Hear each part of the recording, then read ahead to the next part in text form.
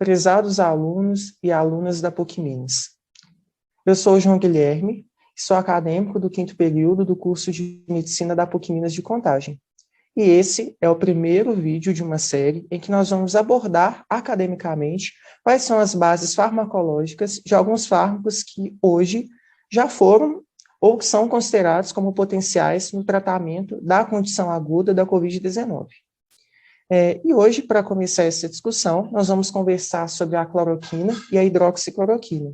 São fármacos cujos mecanismos na literatura já são bem descritos e que geraram uma grande discussão durante os anos de 2020 e 2021, frente a uma questão político-ideológica. Este trabalho ele é destinado à disciplina de Terapêutica Médica 1, ministrada pelo professor Tiago Lazzaroni.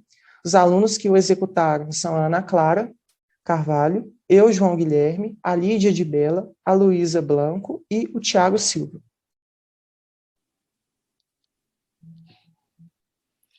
Meu nome é Ana Clara e eu vou iniciar a discussão falando um pouco sobre a composição desses dois fármacos.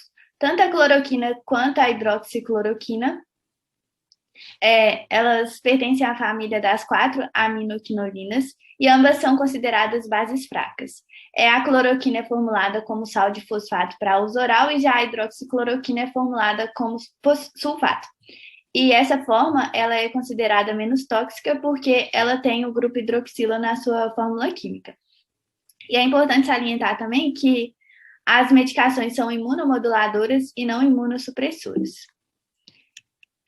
Agora eu vou falar um pouco sobre a farmacocinética, e a farmacocinética estuda basicamente o caminho que a substância vai percorrer no nosso organismo. E aí a gente inclui a administração, que pode ser oral, retal, transmucosa e transdérmica, a absorção, a distribuição, a metabolização e a excreção. E tudo isso vai depender de fatores relacionados com o paciente e com as propriedades químicas do fármaco. Agora falando um pouco sobre a farmacocinética da cloroquina e da hidroxicloroquina, primeiramente a gente tem que falar que elas são bem absorvidas no trato gastrointestinal, são rapidamente assimiladas nos locais de injeção intramuscular e subcutânea, são rapidamente distribuídas pelo tecido, se ligando principalmente com aqueles tecidos que possuem melanina, e com isso a cloroquina ela se liga moderadamente às proteínas plasmáticas e sofre uma biotransformação pelas CYP hepáticas, sendo metabolizada em desertilcloroquina e biodesertilcloroquina. Cerca de 50% da depuração sistêmica total, que é a eliminação de substâncias tóxicas ou então inúteis para o nosso organismo, é realizada pelo rim. Com relação às vias de administração, a via parenteral, por ser uma rápida introdução no sangue e a demorada saída, ela pode chegar a concentrações plasmáticas elevadas e que são consideradas tóxicas. Por isso, quando for administrado por essa via, tem que ser de forma lenta, por infusão contínua ou então em pequenas doses fracionadas. A administração por via oral é a mais segura. Com relação à meia-vida, ela aumenta à medida que a concentração plasmática do fármaco diminui, tendo uma meia-vida inicial de 3 a 5 dias e uma meia-vida de eliminação terminal de 30 a 60 dias. E a hidroxicloroquina, ela tem uma farmacocinética semelhante à da cloroquina, sendo diferente apenas na metabolização em N-desertilcloroquina pelas CYP hepáticas. Bom dia, eu sou o Tiago Silva e agora eu vou falar um pouco sobre a farmacodinâmica da cloroquina e da hidroxicloroquina. Bom, em suma, a farmacodinâmica se trata sobre os efeitos bioquímicos, fisiológicos e moleculares dos fármacos em nosso organismo.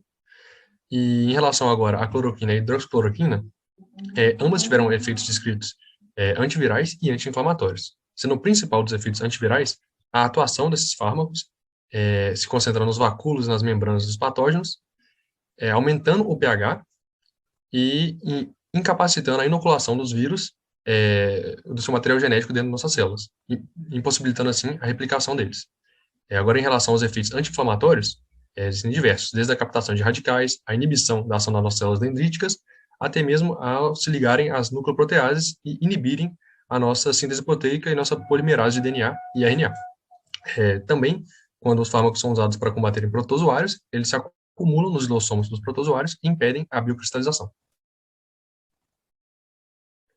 Bom, agora com os efeitos farmacodinâmicos descritos, as indicações terapêuticas tanto da cloroquina quanto da hidroxicloroquina são principalmente a malária, a artrite reumatoide, a síndrome de Sjögren e o abscesso amebiano hepático.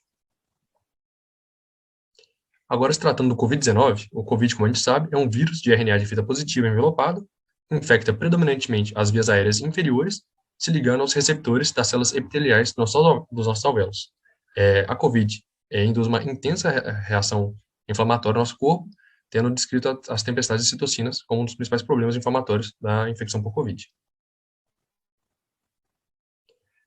Diante disso, houve-se a possibilidade de tentar-se um tratamento de hidroxicloroquina e cloroquina sobre os pacientes de Covid, né? E assim começaram a surgir alguns artigos com evidências a favor e contra o uso desses medicamentos nos pacientes graves e iniciais de Covid-19. Alguns artigos descritos a favor do uso desses medicamentos são o uso da cloroquina in vitro, que acabou descrevendo que a cloroquina foi eficaz para bloquear a infecção da Covid-19 nos pacientes, né? Além de que a cloroquina e a hidroxicloroquina também apresentam já descritos mecanismos anti-inflamatórios, além de imunomodulares, né? Que poderiam ajudar nessa resposta excessiva da Covid-19. Agora, os artigos que mostram evidências contra o uso da hidroxicloroquina foram testados em vivo e apresentaram efeitos adversos nos pacientes que usaram, né? Sendo o principal deles a arritmia cardíaca, além de não ter apontado nenhuma diferença na cura entre os pacientes que usaram o fármaco ou não utilizaram. Além de que também não demonstrou nenhuma eficácia para diminuir o índice de intubação ou de mortalidade para os pacientes positivos de COVID.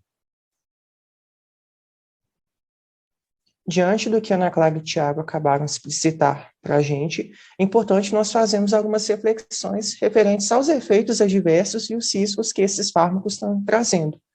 Então, nós temos que ter em mente a realidade de que a Covid-19 é uma condição ainda bem recente, ainda são necessários muitos estudos para desvendar alguns mecanismos relacionados à Covid em si, e também em relação aos resultados que as pesquisas tiveram nos ensaios clínicos em vivo. Então, diante desse fator, é importante nós nos atentarmos justamente para esses danos, no caso desses fármacos se comportarem drogas e trazem alguns outros efeitos, basicamente que são as alterações no sistema cardiovascular e algumas também no sistema nervoso central. E também é muito importante ainda nós atestarmos um ponto para a supermedicalização, né, que nesse caso alguns pacientes, inclusive, acabaram ingerindo doses mais elevadas do que o indicado e os efeitos se agravaram. Então, são efeitos que apareceram tanto em doses terapêuticas quanto em doses que não foram terapêuticas, até de cunho preventivo. Aqui nós explicitamos duas reportagens, provavelmente vocês já leram, já escutaram dizer sobre elas.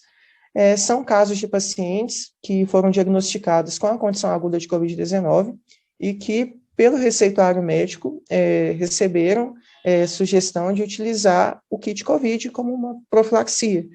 E, infelizmente, em relação à combinação de alguns fármacos, referentes até às doses, inclusive, o que também pode ter contado algumas propriedades individuais, genéticas desses indivíduos, eles acabaram tendo acometimentos hepáticos.